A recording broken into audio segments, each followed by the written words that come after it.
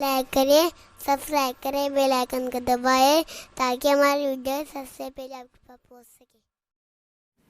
دوستی کے سلسلے میں اب یہ بہت اچھی بات عرض کر رہا ہوں اور بہت آپ کے لیے سمجھنے والی بات ہے۔ آپ نے اسکول لائف کے اندر دیکھا ہوگا، آج کسی کے ساتھ اتنی گہری دوستی ہوتی ہے کہ آدمی یہ سمجھتا ہے یار یہ لوگ تو شاید مریں گے بھی ساتھ میں، ایسا لگتا ہے ایک دوسرے کے بغیر جی نہیں سکتے، لیکن کچھ دنوں کے بعد ہم دیکھتے کہ ان میں دشمنی ہو جاتی ہے، اور پھر وہ دوستی کے زمانے میں جو آپس میں ایک دوسرے کی بات شیئر کیے ہوتے ہیں، دشمنی میں وہی باتیں باہر آنی سٹارٹ ہو جاتی ہیں۔ میں دوست تھا، مجھے یہ بول رہا تھا، ایسا بول رہا تھا، ایسا بول رہا تھا، تم نہیں جانتے ہو یہ کیسا ہے، تم نہیں جانتے ہو، مجھے معلوم ہے، میں اس کے ساتھ اتنی زندگی گزارا ہوں۔ تو یہ کیوں ہوتا ہے؟ اوور ہونے کی وجہ سے۔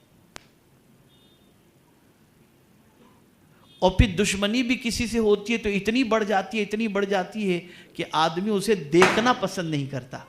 لیکن قربان جائیے، پیغمبر اعظم صلی اللہ علیہ وسلم نے یہاں پر بھی ہماری رہنمائی فرمائی ہے، اور آقا کریم صلی اللہ علیہ وسلم نے ارشاد فرمایا، دوست سے اتنی دوستی مت کرو عجب نہیں کہ وہ کسی دن تمہارا دشمن بن جائے، اور دشمن سے اتنی دشمنی مت کرو عجب نہیں کہ وہ کسی دن تمہارا دوست بن جائے۔ یعنی مڈل بن کر کے،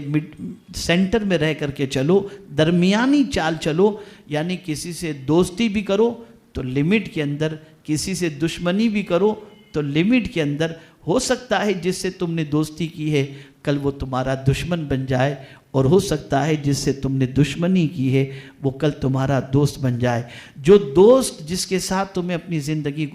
تم گزارتے ہو، دوستی کر کے چل رہے ہو، اوور اگر ہو جاؤ گے اور اس کی وجہ سے کئی لوگوں کو تم چھوڑ دو گے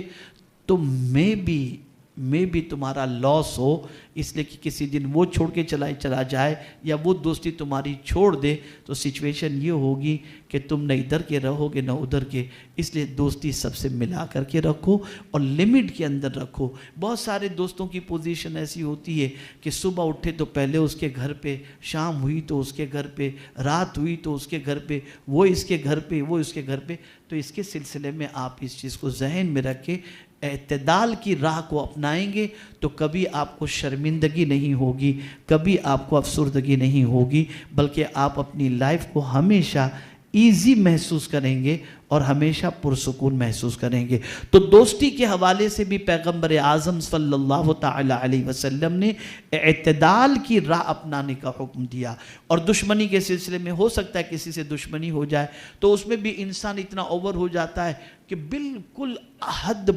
کراس کر دیتا ہے، اتنا آگے نکل جاتا ہے، پھر کبھی کوئی کمپرومائز کرانے کی کوشش کرتا ہے، تو جب دوستی ہو جاتی ہے تو پھر اس کے بعد شرمندگی ہوتی ہے، یار میں نے اس کے بارے میں کیا کیا کہہ دیا تھا، آج اس کے ساتھ بیٹھنا پڑ رہا ہے۔ تو یہ بات یاد رکھیں کہ اسلام نے دوستی میں بھی اعتدال کی راہ اپنانے کا حکم دیا اور دشمنی میں بھی اعتدال کی راہ کو اپنانے کا حکم دیا کہ آپ سینٹر میں رہ کر کے چلیں، درمیانہ چال چلیں، انشاءاللہ العظیم زندگی میں آپ کو کبھی تکلیف نہیں ہوگی، بلکہ آپ کی لائف کو اللہ رب العزت جل جلالہ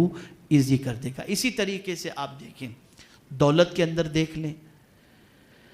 کہ انسان کی ہمیشہ زندگی ایک ہی ٹائپ کی نہیں رہتی ہے، کبھی انسان مالدار ہوتا ہے، کبھی انسان غریب ہو جاتا ہے۔ اب دولت آ گئی تو ٹھاٹ ماٹ بڑھ گئے اس کے، اب اس کی سچویشن ایسی، زمین پر اس کا پیر نہیں رہتا، ہواؤں میں وہ اڑتا نظر آتا ہے۔ دولت آ گئی، ڈریسنگ چینج ہو گئی، دولت آ گئی، اب اکیلا وہ نہیں چلتا، مالداروں کے ساتھ ہی رہنا پسند کرتا ہے، غریبوں کے ساتھ رہنا پسند نہیں کرتا۔ تو اسلام نے اس سے بھی روکا ہے کہ آپ کے ساتھ دولت کے بڑھنے کا معاملہ ہو یا غربت کا معاملہ ہو، آپ کی لائف اسٹائل ایسی ہو کہ ہمیشہ آپ اس طریقے سے زندگی گزار سکیں، ایسی لائف اسٹائل آپ اپنانے کی کوشش کریں۔ اب میں جو سمجھا رہا ہوں شاید آپ لوگوں کی بات سمجھ میں آ جائے گی۔ جیسے آپ کے پاس دولت آ گئی تو آپ نے بس کا سفر چھوڑ دیا، ٹرین کا سفر چھوڑ دیا، پھر میں تو اولا کرا لوں گا، میرا ڈرائیور آج نہیں آیا، میری کار آج نہیں آئی، اور یار بس میں کون جائے گا، کون دھکے کھائے گا، ٹرین میں کون جائے گا، کون دھکے کھائے گا۔ اللہ نہ کرے، غریب بھی آ گئی، پھر اس کے بعد بڑی بات کہنے والا انسان چالو ڈبے کے اندر سفر کرتا ہے، جنرل ڈبے میں سفر کرتا ہے، تو آدمی کہتا ہے کتنا بڑا بن رہا تھا نا، پھر یہ بات آتی. اس لیے اسلام نے اس سے روکا ہے. اسلام نے کہا ایسی لائف اپناؤ کہ تم کو کوئی دقت نہ ہو، تم ایزیلی اپنی لائف. اب حضور صلی اللہ علیہ وسلم کی لائف دیکھو کہ سرکار صلی اللہ علیہ وسلم کے لیے پروردگار نے جو سواری عطا فرمائی، وہ سواری دنیا میں کسی کو اللہ نے نہیں عطا فرمائی. وہ براق تھا جس پر سوار ہو کر معراج میں حضور تشریف لے گئے. لیکن وہی رسول اعظم جب مدینے میں آتے ہیں تو خچر پر سوار ہو کر کے تشریف لے جاتے ہیں، جو سب سے معمولی سواری. تو اب لوگ یہ بھی دیکھتے ہیں کہ آقائے کریم صلی اللہ علیہ وسلم اس بلندی پر بھی گئے، لیکن دنیا میں انسانوں کے سامنے آئیڈیل بننے کے لیے سرکار نے اپنی لائف کو اتنی ایزی رکھی جس سے کوئی دقت نہ ہو. تو ہمیشہ یہ بات یاد رکھیں کہ اللہ رب العزت جل جلالہ دولت عطا فرمائے، تب بھی اپنی روش ایسی ہونی چاہیے جس روش پر ہم ہمیشہ قائم رہ سکیں، اور اللہ نہ کرے کبھی وہ دولت ہم سے چھین جائے تو اس دولت کے چھین جانے کے بعد ہماری زندگی جو ہے وہ ہمارے لیے ڈیفیکلٹ نہ بن جائے کہ اب میں پیدل کیسے چلوں گا، اب میں